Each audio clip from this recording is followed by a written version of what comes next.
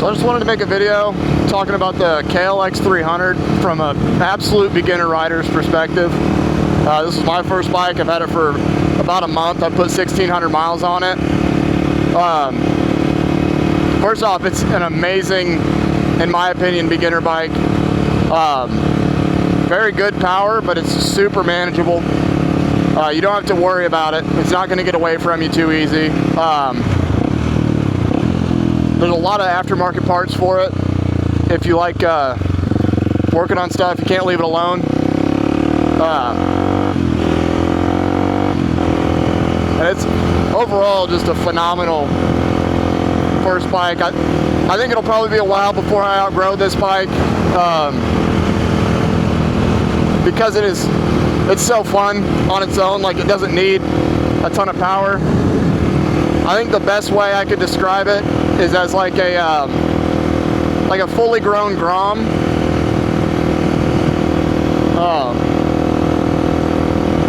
And so that's a pretty good summary of the bike. The only drawback I would say, as a shorter guy getting on this bike as a first bike, it is a little bit tall, which makes it a little bit more difficult to ride. My toes are on their tips when I'm stopped, unless I want a tripod. But other than that, like, there's really no complaints on this thing. Like, I'd say it's a super solid start, I would say, of the KLX over buying, say, a more street bike oriented bike. Is definitely going to be the price of these. I paid, I want to say it was $6,000 out the door for this bike, brand new. Super reasonable. And the insurance is a big one too. I mean, I'm paying something like 180 bucks a year at 21 years old. And I've got buddies who are paying far more than that for their 600s. Now you're not going to keep up with them by any means. I'm always the back of the pack on group rides, hanging out with the Grom. But the power doesn't stop you from having a lot of fun on this bike. There are going to be a lot of cuts in this video because I have no script. I'm just kind of rambling. I would recommend it to anybody who's wanting to get into riding. If they're wanting to go the more dual sport route, or they sell a KLX300 SM, more of a supermoto. A lot of fun. Very cheap maintenance, cheap to buy, cheap to own.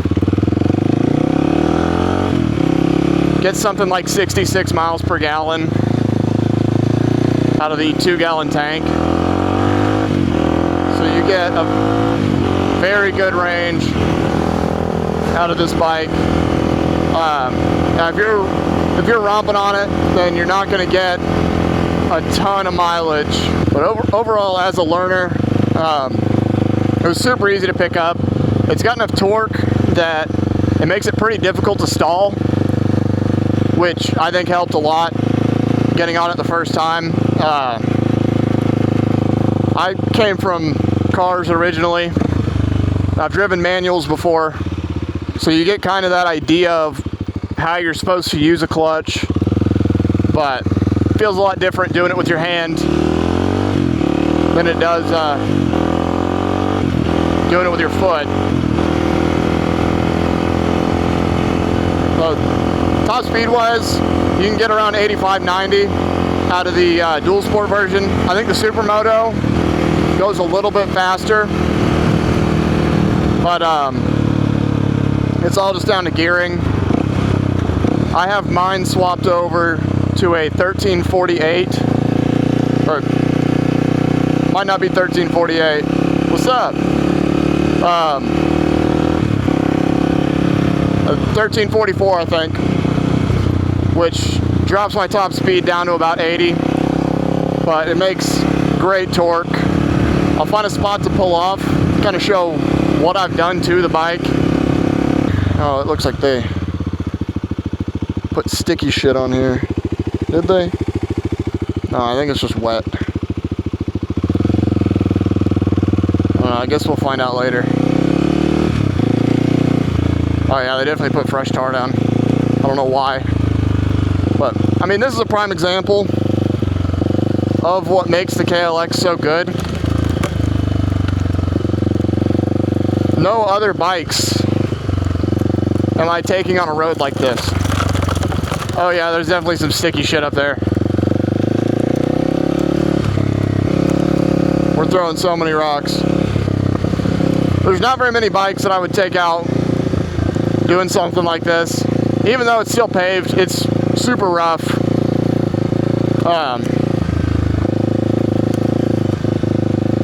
But you just get access to a lot more places. All right, so I just wanted to kind of pull off, go over what's been done to the bike as it sits. So, biggest thing that made, I think, the largest difference is going to be the 1344 gearing from JT Sprockets, or 1342 gearing from JT Sprockets. It comes stock with a 1444. Gives you about 11% more torque at the loss of 11% of your top speed. So it tops out around 80. Drawback of that is going to be your, what's it called? Holy shit.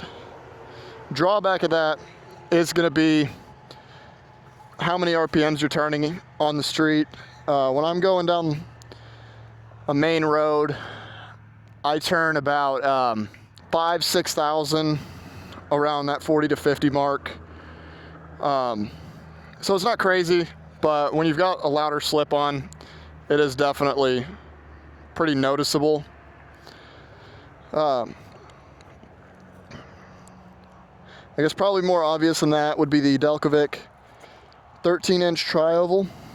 Currently running it with no baffle. It is a little bit noisy with no baffle, and it backfires quite a bit. So if you're wanting to be quieter, I would recommend leaving the baffle on. Other than that, like, performance-wise, nothing. It's got the secondary throttle plate delete. That would be right in here. It's right here. You're pulling that plate out. It's a giant pain, super tight space, but it does give you a lot better power on that low end. I would recommend it. It's a very noticeable mod, feel-wise. Also got these small mirrors. These are just O'Reilly's mirrors. If you can see, I just kind of made a mount out of zip ties.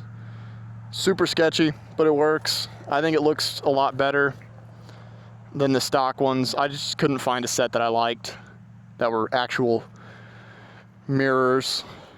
Then we got this Amazon tail tidy.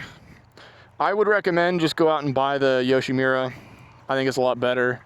This one's kind of shit, bitment wise. See, I've got it held on with zip ties and spacers because the mounting holes that they put in it don't line up at all, and the wiring was a nightmare. But that's really the only complaints with it. It's just that wiring and the mounts. That's about all that's done to the bike. I've got these fork wrap turn signals, but they do not work, and I haven't been able to figure out why, so that's kind of just there. See if we can get out of here without getting in that tar again. I'm wondering where this leads. I guess there's only really one way to find out. It's a mostly stock bike. I plan on doing some more to it in the future, probably in the near future. I have not taken this thing off-road before, so we'll see how this goes.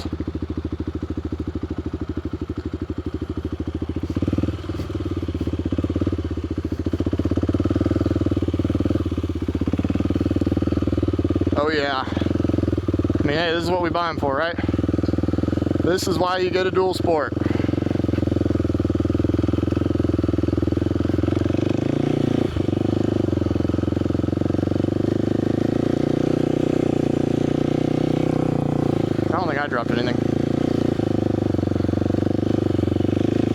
is a really bad position for a cop to see me, because I'm sure this is not a good look.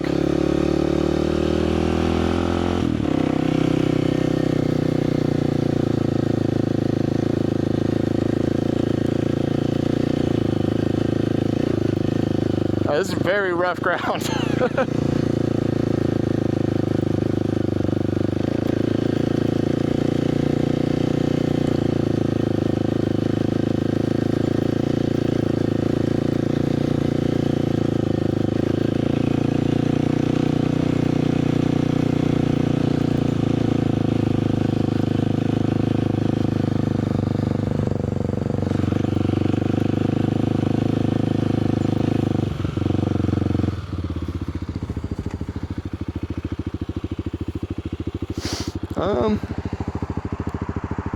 And there's a cop right there.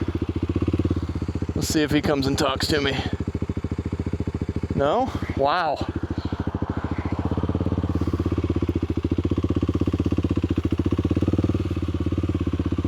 Let's see, it looks like we can get off right here.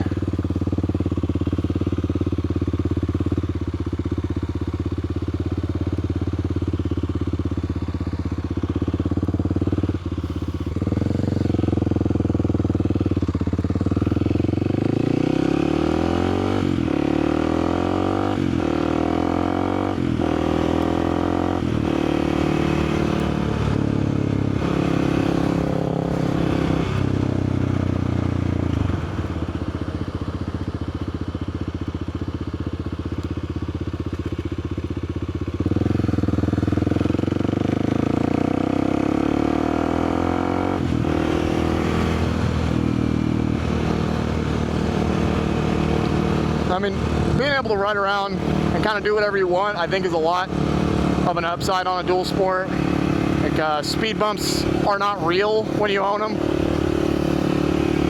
They just become small jumps. So if you made it this far in the video, thanks for watching. I'm gonna probably be posting quite a bit in the near future. We'll see where this goes. That's it.